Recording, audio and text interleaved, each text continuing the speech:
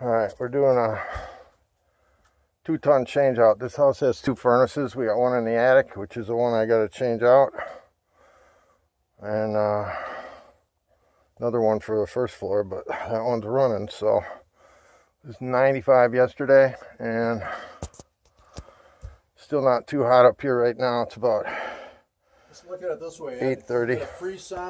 Up in the attic here, I'm gonna cut these lines and the drain. I made a new door, slide the new coil in, and solder it back up. Here's our little situation.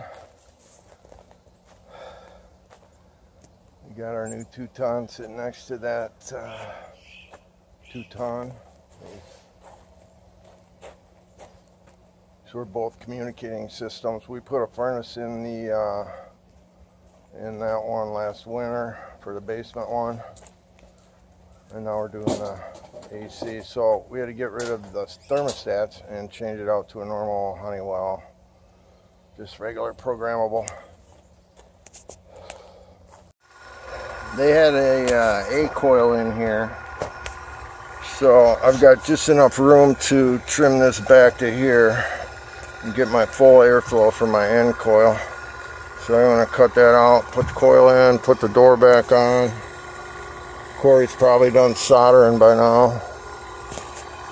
So in order to operate a single stage thermostat, SW12 dip switch needs to be off, which it already was, which doesn't make sense because they had the infinity control. But anyway, it's set up right, and I'm going to put this back together.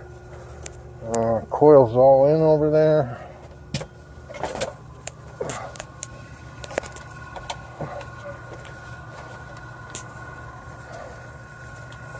Line set. Drain line, everything's hooked up. So we're gonna get her going.